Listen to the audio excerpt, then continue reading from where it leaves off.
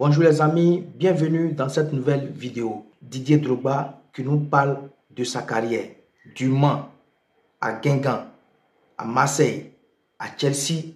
Il nous parle de ses difficultés, ce qu'il a enduré tout au long de cette carrière. On ne parle pas de d'autres clubs. Là où tout a commencé, c'était ça que Didier Drogba parle dans cette vidéo. L'adversité, le leadership. L'interview sera diffusée en 2 parties. Ça, c'est la première partie. Regardez-la attentivement du début jusqu'à la fin. Likez, partagez-la et donnez un commentaire.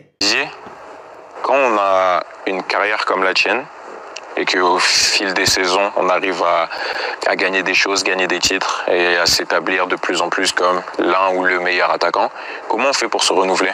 Comme par exemple, Tony parlait du shoot. Toi, chaque saison, tu avais une remise en question? Je réagissais quand Tony parlait parce que, effectivement, ce changement de swing de Tiger Woods, moi, ça m'a parlé aussi. J'ai eu un coach que tout le monde ne voyait pas forcément peut-être comme un coach, mais qui m'a Avram Grant. Ok. À Chelsea. À Chelsea. Il est arrivé un peu plus tard, mais déjà, quelques années avant ça, j'essayais de comprendre aussi pourquoi le mec domine tout. Et en fait, il veut tout changer. Et je me suis dit, mais c'est bizarre parce que c'est un sport individuel. Alors moi, je gagnerais beaucoup à faire ça. Mais lui, pourquoi lui le fait? Et jusqu'aujourd'hui, enfin, j'ai jamais eu l'occasion de le rencontrer, mais le jour où je le rencontre, je lui pose la question, tu vois. Mais ça m'a servi parce que quand j'étais à Marseille, le joueur que j'étais à Marseille était complètement différent du joueur que je suis devenu à Chelsea. C'est-à-dire que mon jeu j'étais toujours à la limite du hors-jeu, prêt à appeler en profondeur et attaquer l'espace. Et j'arrive à Chelsea et là le coach me demande, en fait il veut gagner un titre de manière instantanée, donc je ne suis plus le mec qui va dans l'espace, mais je deviens, si tu veux, comme un point d'ancrage. Point d'appui, le pivot. Pivot. Donc Lampard, Robben, tout ça, Lampard me met le ballon, hop, je remise, je décroche, je remise, et ça plonge dans mon dos. Okay. Donc au moment où je me retourne, l'action est terminée, j'ai dit ah ouais, bravo. Et tu t'es senti moins protagoniste? Je suis plus finisseur. Tu t'es senti moins protagoniste? En fait, comme étant un avant-centre, mon objectif c'est de marquer et de faire marquer. À partir du moment où je ne marque pas, et que je suis jugé sur le nombre de buts que je vais mettre à la fin d'année, en fin de saison, je me suis dit mince, en fait non. Parce que j'avais été meilleur passeur, ma deuxième saison, je suis meilleur passeur à Chelsea. Mais parce que tu joues tout seul là. Passeur de l'équipe même. Ouais, tu joues tout seul en pivot. Il n'y a personne qui... C'est pour ça aussi le problème à cette époque. Voilà. Et je vais voir le coach, je dis coach, franchement, bravo, j'ai remporté ces 2 titres et tout, mais je me suis ennuyé. Et franchement, Ah, t'es allé le voir, tu lui as dit? Ah oui, franchement, c'est pas mon jeu. Mais vous avez gagné? Ça ne suffisait pas de juste vous gagner? Non. Non, parce que c'est ça, honnête de dire. C'est quoi le mieux? C'est de gagner en étant bon? C'est de gagner en étant moins bon? Ou de perdre en étant très bon? Il n'est pas moins bon. Moi, je me rappelle. Enfin, quand je dis moins bon, c'est. Mais en termes de protagonisme. De stats. Non, tu vois, en termes de stats. Voilà, en fait, il marque plus. Voilà. Au jeu. Ouais. Parce que quand plus tu vas. Tu le sais, tu es à Madrid maintenant, mais Chelsea à l'époque, tout le monde a les yeux sur vous. Tu fais pas une bonne saison, c'est quoi? C'est minimum 20-25 buts. Moi, j'en ai mis 15 ma première année.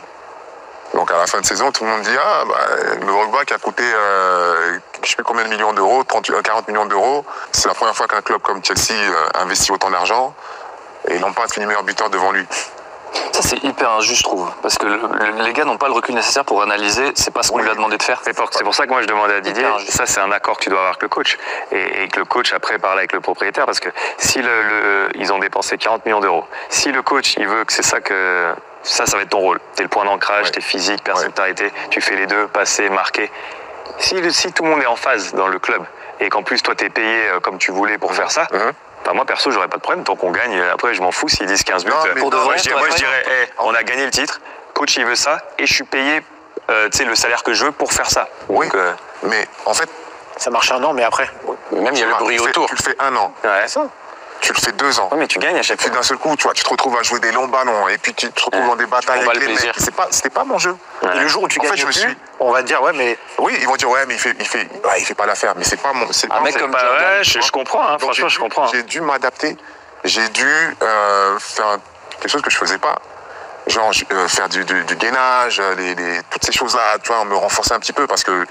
Mais moi, j'admire que tu as fait ça parce que les gens me demandent souvent pourquoi les Spurs avaient duré aussi longtemps. On a le record de nombre de victoires sur 20 saisons. La remise en question. Et moi, je dis toujours, parce que ce soit moi ou Duncan ou Ginobili, on n'a jamais laissé notre ego être au-dessus de ce que l'équipe voulait et ce que le coach voulait. D'accord. Parce que moi et Manu, on a pris moins d'argent pour rester à San Antonio. On aurait pu partir au Knicks. Et nous, on voulait rester à San Antonio parce qu'on gagnait. Et c'est pour ça que j'admire ce que tu as fait, tu vois, les 2 premières saisons, parce que c'est ça, pour moi, la clé des équipes. Si tu veux gagner, tu auras des joueurs qui sont obligés de faire des sacrifices. Ah, bien sûr, j'aurais pu marquer 30 points par match si tous les systèmes ils étaient pour moi. Et je pouvais pas, parce que des fois, déjà Duncan c'était la star, et après il y avait moi et Manu, et nous on avait beaucoup moins de systèmes que Duncan. Ouais, mais tu sais ce qui est mais à la fin, moi, ce que je me disais, c'est qu'on gagne des titres. Et quand je regarde ma carrière, je suis Hall of Fame parce qu'on a gagné ces titres et de ça. J'aurais joué dans un autre club et je mets 30 points par match, mais on gagne pas de titre. Je pense pas que je suis Hall of Fame. Donc après, ça dépend ce que tu veux faire avec ta carrière. Jordan, il aurait pas accepté de faire ça, ce que tu as fait. Un mec comme Ronaldo, il aurait pas accepté. Mais je suis d'accord avec toi parce que je pense qu'il y a des joueurs, pour eux, c'est plus important d'abord eux, ce qu'ils veulent, et marquer les buts, et nanana, et blablabla. Et ça, je peux comprendre. Je dis juste que moi, je respecte les Dwayne Wade, les joueurs qui ont pris le second rôle, on va dire, pour le bien de l'équipe. Non, moi, Et je dis pas que c'est dur. Moi, des fois, je rentrais chez moi et je me dis, putain, il m'a mis dans le coin tout le match. Et j'ai un faux joueur devant moi qui défend et j'ai eu aucun système. À aucun moment, bien sûr, ça arrive à tout le monde. T'aurais aimé, toi, Didier, jouer pour une seule équipe? Ouais. Attention, il n'a pas joué pour une seule équipe. Après, il part. Oui, mais ce que. J'aurais aimé, quand je vois quelqu'un comme Totti, comme Maldini, Gerrard, comme Steven Gerrard, tu vois. C'est beau. Oui, c'est beau. C'est la legacy. Tu commences en équipe de jeunes, tu grandis, tu franchis les échelons et tu vois du monde passer, tu vois les entraîneurs passer et toi tu restes. Et ça veut dire que tu as réussi à chaque fois à t'adapter à la nouvelle personne qui vient, aux joueurs, à l'entraîneur, peut-être au président, mais tu es encore là. Non seulement tu es là, mais parce que, tu as été respectueux avec tout le monde, parce que c'est ça aussi, ça fait partie du quotidien. Je pense que les gens préfèrent avoir avec eux quelqu'un qui est chaleureux, qui est respectueux, plutôt que quelqu'un qui va à chaque fois écraser. À un moment donné, on va dire, c'est bon, on va mettre à la porte, mais ouais, j'aurais aimé faire ça à Marseille. À Marseille, ouais, à Marseille. C'est ton club de cœur, Marseille. Oui, c'est mon club de cœur. C'est marrant ce que tu as créé à Marseille en 1 an. En 1 an, c'est ce que je dis, c'est incroyable. Je dis à chaque fois. Je comprends pas en fait, c'est dur à comprendre. C'est comme si tu donnes la chance à un supporter des Spurs. Tu lui dis, tiens, je te donne le numéro 9 de Tipeee, vas-y, éclate-toi pendant 1 an. Le mec, il va faire quoi? Tous les soirs, c'est showtime, il va se dire, je viens rêve. Mais moi, c'était ça pendant 1 an. Rapide. Mais en parlant de 1 an, Didier, il y a eu un retour manqué à l'OM. Tous les ans, il y a un retour manqué. En fait, c'est fou parce que ce truc-là m'a mis dans la polémique. Alors que, je voulais jamais quitter le club. 2, quand j'ai voulu revenir, on me dit, ah non, mais si tu reviens, c'est en prêt. Je dis, bah non, moi, si je reviens au club et je repars plus. Et de 3, il y a beaucoup de dirigeants qui se sont servis de mon nom, de l'année que j'ai passée à Marseille, pour à chaque fois dire, il va revenir pour vendre des abonnements, et puis les gens achètent un abonnement et pour prendre un abonnement, je peux te dire que les mecs travaillent toute l'année pour payer un abonnement. Bien sûr. Donc, c'est pas juste un bout de papier, c'est pas juste aller au match, c'est toute une vie pour eux. Donc, quand tu leur mens en disant oui, Didier va venir, et puis en fait, non, il vient pas. Et moi, j'aime pas les conflits, donc je vais pas prendre la parole pour dire mais c'est un menteur, ce président ou ce dirigeant qui dit ça, tu vois. Donc, je les laisse dans leur truc, donc forcément, ça se retourne contre moi. Alors que toi, tu l'as dit, tu voulais pas partir à la base. Je voulais pas partir. 2, j'ai eu l'occasion de rencontrer, j'ai même sollicité un rendez-vous personnel avec Robert Ludreyfus à Londres. Pendant ma première année, je lui dis, président, ça va pas. Je veux revenir au club. On fait comment? Je dis, ben non, on n'a pas les sous et tout. Je dis, mais on vient de vous donner 40 millions d'euros. Ça marche pas comme ça. Mais je vois, ça marche pas comme ça parce que j'étais pas heureux là où j'étais. Les premiers mois étaient difficiles. Donc, à ton arrivée à Chelsea, tu as envie déjà de repartir à Marseille? C'était difficile. Sincèrement, c'était difficile. Là, l'anecdote de la main serrée comme ça, t'imagines, tu arrives dans un club, tu sors d'une grande saison, et tu arrives là-bas, et tu deviens comme tout le monde, quoi, en gros. Ça manque de respect, quelqu'un qui te fait Non, c'est un petit bisoutage. C'est un tout tard. Tu gagnes le respect, en fait, quand ça se gagne. Tu vois, il faut que tu le gagnes. Donc, moi, j'ai joué des matchs où, quand je suis dans l'axe, je ne reçois pas le ballon, quand je suis sur le côté, on me le met. Et puis c'est moi qui centre et le gars marque. Ça veut dire, c'est pas à toi de marquer. Ouais. Et la vie à Londres, c'est quoi? Comment? Pardon? La vie à Londres, quand t'es arrivé au début, c'était comment? C'était différent. Il n'y a pas le soleil de Marseille. Ouais, pas le soleil. Déjà, le jour où j'arrive pour signer à Londres, je suis dans un débardeur un peu ouvert comme ça. J'arrive là-bas, je dis, waouh, j'étais un glaçon. Je signe, je suis un glaçon. Pour te dire, je me suis dit, mince. Mais après, il y avait la barrière de la langue, même aussi, si je parlais l'anglais, mais l'anglais que je parlais, c'était l'anglais de Where is Brian? Brian is here.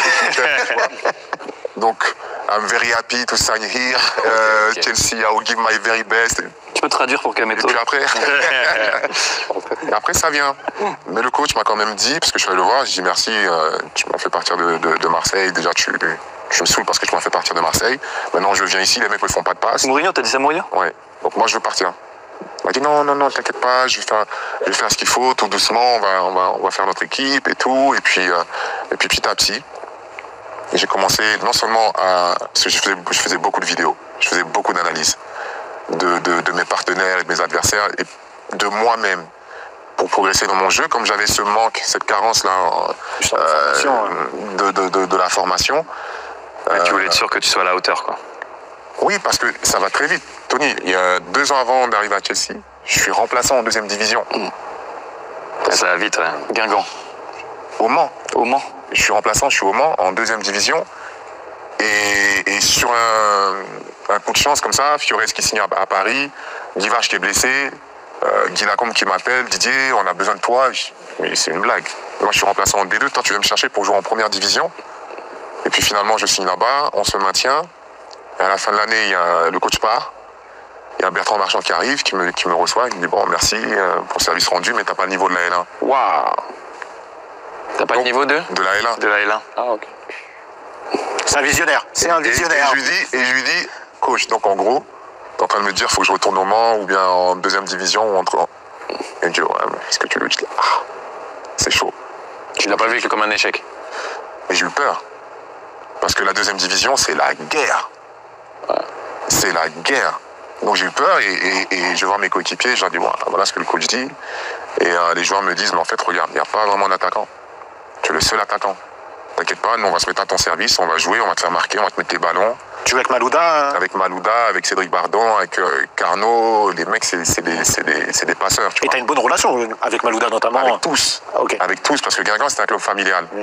Donc je fais 1 an et demi là-bas, boum, je pars à Marseille. J'avais le choix entre Lyon et Marseille. Lyon me proposait financièrement plus, comme tu le dis. Il me proposait la Champions League, il me proposait les titres, mais j'ai fait le choix du cœur. J'ai pris moins d'argent, je suis allé à Marseille, c'était le choix le plus risqué, mais c'était le rêve que je voulais vivre. Tu vois, donc j'arrive là-bas, je signe 4 ans, je me dis ça y est, mais je vais les terminer, c'est-à-dire ils vont devenir fous, ils vont être fous de moi. Mais je fais 1 an où je plane et je prépare la saison d'après avec Pape Diouf qui lui passait président du club. Donc on est assis dans son bureau, il était encore mon agent, donc à quelques mois, à quelques semaines près. Okay. Et il me dit, bon, fais-moi ton équipe. Donc je me souviens, j'avais mis Pedretti, je voulais qu'on recrute Pedretti à l'époque. Bien sûr, je suis dedans. L'équipe de l'année prochaine. L'équipe de l'année suivante. Donc je suis dedans. J'avais demandé à ce qu'on prenne Mario Yepes. C'est des gars assez solides. T'étais le GM. Tu volais combien de Parisiens? En gros, ouais. Je sais pas si on peut retrouver ça, mais c'était magnifique parce que faire ça avec lui. En gros, de contribuer à la création de la nouvelle équipe, de la nouvelle saison, parce que tu veux un titre. Alors en France, ça va être vu comme, ouais, le mec, c'est le GM, mais... Les Spurs, ils faisaient pareil, hein. Ils nous demandaient notre avis et tout, bien sûr. Bah ouais, je veux ma team autour de moi, parce que je veux gagner, c'est un objectif que je veux atteindre. Et donc, on finit la saison. Les mecs me font re-signer 1 an, le dernier match. 1 an supplémentaire, moi je me dis, c'est cool, je vais rester 5 ans à Marseille et tout, 4 ans, donc je signe. Pour plus tard comprendre qu'en fait, c'est pour mieux donner la valeur du truc et me dire, allez, pas.